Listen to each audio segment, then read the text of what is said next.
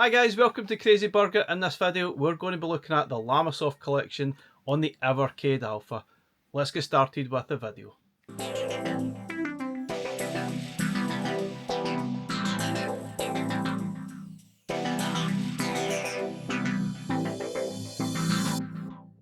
Okay guys, so we're going to be looking at the Llamasoft Collection on the Evercade Alpha, the sort of bar top arcade machine, which is obviously better suited to arcade games. And this is really a collection of sort of home computer games, mostly Commodore 64 games, VIC-20 games. There's a Spectrum game here and there, and there are also Atari ST games. So you would think some of these games should actually play quite well, because a lot of these games were originally intended for a joystick on those home computers. So I would expect some of these to actually play really well. Now there's 27 games to get through. Not necessarily going to play all of them, that's going to take too long. Some of them are quite similar, so I'm going to pick and choose, and I'll tell you what it's actually like playing these games on the Evercade Alpha. Is it worth buying? Let's find out. Before we sort of go on, this is one of those carts that, because of the thickness of the sort of manual included, it doesn't quite close perfectly. Sometimes it will just automatically open. This was a feature in some of the earlier carts, which was just irritating. Unfortunately, it's appeared again, which is a bit annoying. It's certainly a very interesting collection. Now, there's 27 games on here. I'm not going to play through all of them. Some of them are a little bit repetitive, but in that I mean, obviously you get different versions of the same game, so there's no point in playing all of them. Now, some of the versions I do prefer over the other, and that does vary from time to time. Now I'm going to sort of put this in a different order. This is the order in which they were released back in the day. Now, some of the games quite basic. Deflex V, for example, if we play that, this is, I think, was the VIC-20 version, and it looks absolutely brutal. Now, to activate the keyboard, you press the select button and you choose the skill level, which is 20 for the easiest. That's easy enough to do this using this method, but obviously it's awkward as heck. I'm not really sure what else they could actually do. This is obviously how it works in emulation. But you see, it does look really difficult, and I think graphically it would be nice if we could change some of the colours here, and because it is quite tough on the eyes. Now that's obviously something else I need to warn everyone about. There's a lot of flashing images in these games, and there are warnings over the side here. So if you are sensitive to this type of thing, you probably won't want to watch this video, so your warning's right there. So not really the best start, but there's some nice games that definitely have that kind of arcadey feel on the Alpha, and they do seem at home. Like, you've got this single screen shooter called Abductor, and there's a lot of style games like this which actually work really well with the Evercade Alpha, and arguably perhaps more fun to play than it was on the EXP or the VS. You're really trying to protect your little men at the bottom of the screen here. It's like obviously a Defender style clone, but it works really well on the joystick here, so I definitely thumbs up for that one. Now, speaking of Defender's clone, we've got Andy's attack here, which I think is one of the first efforts of trying to be a sort of Defender clone, but it sounds terrible, looks awful, but I think I probably preferred playing this on the Alpha than I did on the sort of smaller screen, the EXP for example, but it's still a toughie, and the sort of way it jerks about a little bit, it just doesn't feel quite right at all. I think it's probably not one of his better games or better attempts, but I can see what he was trying to do, but I'm not really a fan of this one. I prefer to play the original Defender or Stargate Defender 2, which I absolutely loved.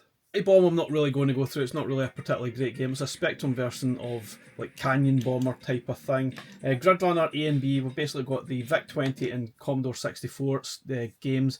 I think I prefer the VIC-20 version of this game. And you can see it's another sort of single screen sort of shooter, and it feels right at home in your Alpha. This is almost arcade like, so it's going to feel completely at home, obviously. Quite a tricky game to play though, but yeah, I enjoyed it. It's not really one of those games to show off to your friends about. If you have an arcade machine, I think realistically you're probably going to be playing maybe some of the two-a-plan games on a Neo Geo to show this thing off rather than showing this, but it's still actually quite good fun to play this on the Alpha.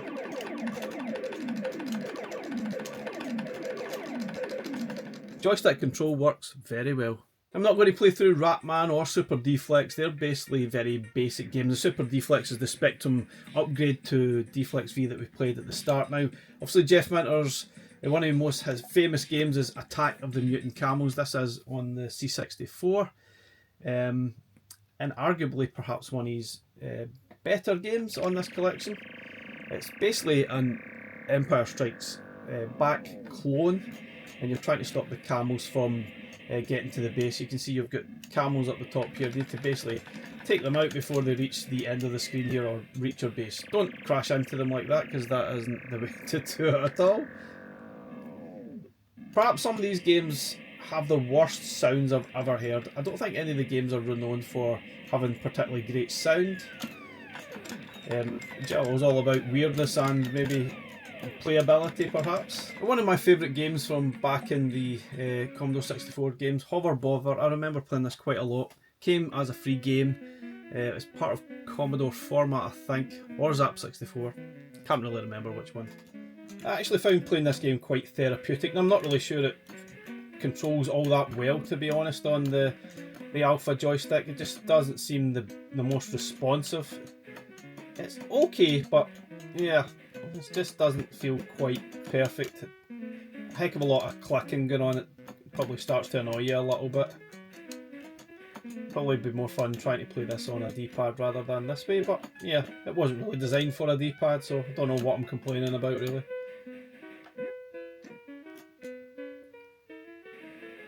There's something quite therapeutic at trying to sort of cut the grass in this game.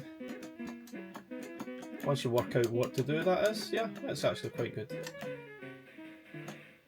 Oh, who's this? I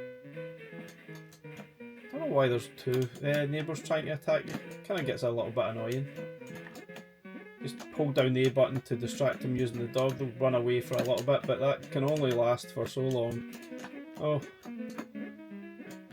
You see the dog loyalty is going down rapidly as I'm trying to do that. Let's see if I can try and finish this off here. I should be able to do that. Yay, here we go. Happy days. Oh, look at that lovely flashing. Now we've got Laser Zone A and B. Now I'm not sure Laser Zone A controls that great, so I'm not going to try that one. I didn't enjoy playing it on the EXP or the VS because I felt the controls just weren't quite right. Trying to control the right-sided sort of spaceship felt a little bit wrong, so I would recommend if you're going to play any of the games, try the Laser Zone B, which is the Commodore 64 version in this instance. It's much more fun to play than the VIC-20 version. I think there's something not quite right with it, to be honest. Might be something with the emulation, but yeah, something not right. This version's far better. And yeah, it's got that arcadey single screen sort of feel to it, which feels completely at home. Trying to get the diagonals right enough on the ship. If you hold down the A button, you can try and aim diagonally like so, but yeah, it feels a bit awkward. It's quite tricky to actually pull off. Even with this joystick, it just doesn't feel quite right. It's quite tricky.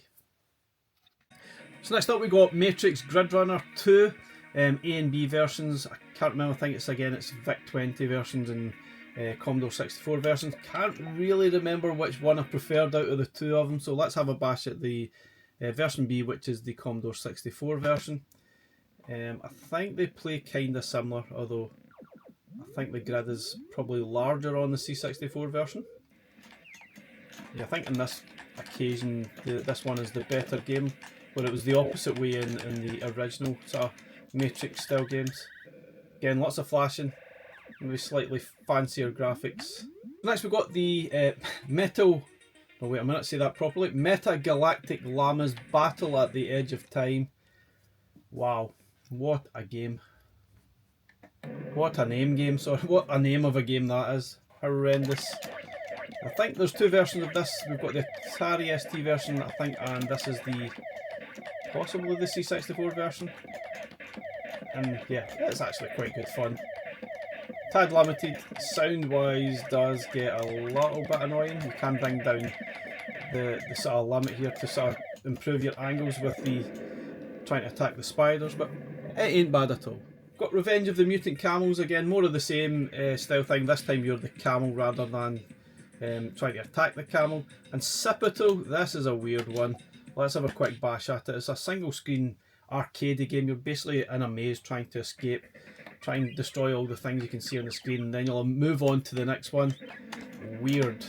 Yeah, oh, I've just pressed the B button, which means you destroy the your character, which obviously isn't very helpful, but anyway.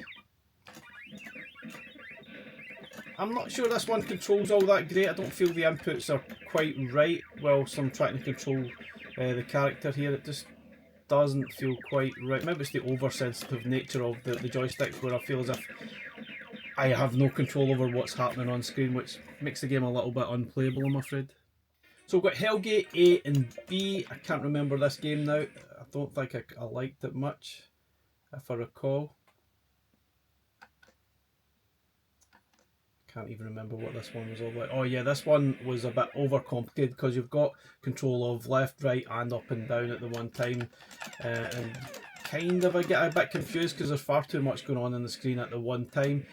Obviously it does have that kind of arcadey sort of nature feel to it, single screen, destroy everything you possibly can see, but it gets really confusing where I need to aim at because I'm trying to concentrate on too many things at the one time. Now, if you're good at, as I said in the review video, if you're good at patting your head and rubbing your belly at the same time, you can do that. You can play the drums. You might be better at this game than me.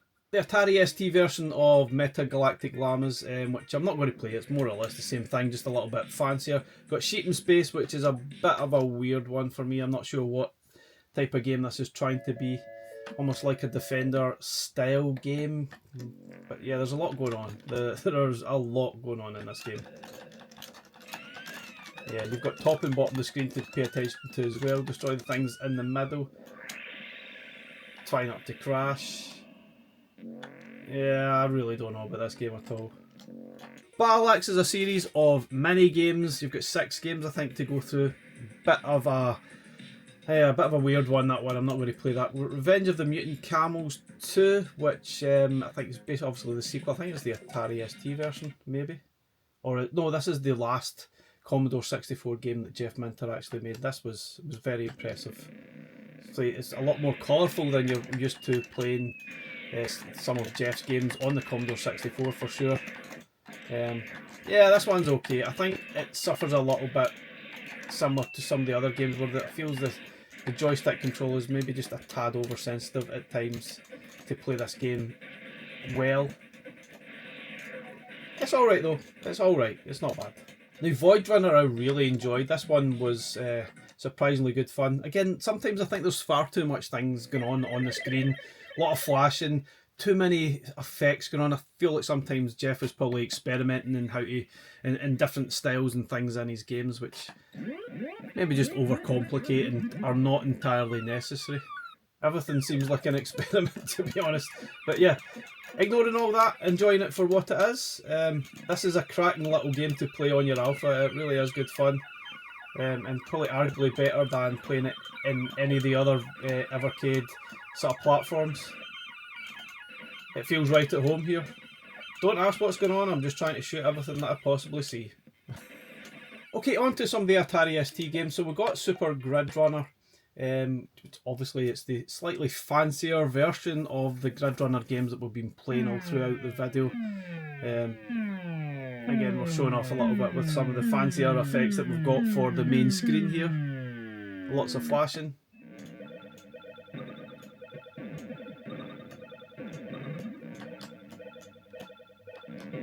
Yeah, so it's the R1 button to make the other ship follow you about, which try to get your fingers around that sometimes. Yeah, it doesn't feel quite right. Okay, so on to Llamatron 2112, which is another Atari ST game. This is a Robotron style game. It's meant as a sort of twin shooter or twin stick shooter style game. Now I think you've got the option that you've just been a single stick shooter game, or you can use the sort of twin stick shooter style. I can't remember if it's R1 you need to press to do that option. No, it's actually, yeah, R1 is the single stick shooter game, which it doesn't feel the same. You can obviously use the joystick here to aim where you're firing at, and you can use just one hand to play this game. But it just doesn't feel quite the same, to be honest. And it's quite tricky to try and fire in the direction and not move at the same time as well. Obviously it's completely possible, but I think when things get frantic you're going to die quite a lot. I would advise playing this as the sort of twin shooter style game, but as you can see the button layout, it isn't quite the same as the XP or on the joypad, so if you want to play this game sort of twin shooter style game, twin stick shooter style game that is, I would probably recommend getting a D-pad and playing it that way instead, because it's a fantastic game, but doesn't feel quite right using the alpha layout here, I'm afraid. Final game, we've got Revenge of the Mutant Camels. This is the Atari ST game, and this one's alright. It's not too bad. It's probably got a little bit of slowdown when you're playing it. Got lots of strange sounds, but it's not so bad. It's quite colourful. Graphically, obviously a large improvement over a lot of the other games you'll see in this collection.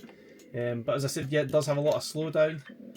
And again, I feel that the joystick is perhaps just a little bit oversensitive for playing this game. Okay guys, so that's our look at the Llamasoft Collection on the Evercade Alpha. 27 games, a big mixed bag of weirdness and interesting stuff, I guess. It's not really going to be for everyone, so is it perfect for the Alpha? Some of the games surprisingly are better on the Alpha than I enjoyed on the EXP or the VS, but some of them, the controls, not quite there, so it's, as I said, a bit of a mixed bag. You're going to have to weigh up, are these the type of games you want to play in your Alpha? Anyway guys, thanks very much for watching. We'll catch you again in the next one. Bye for now.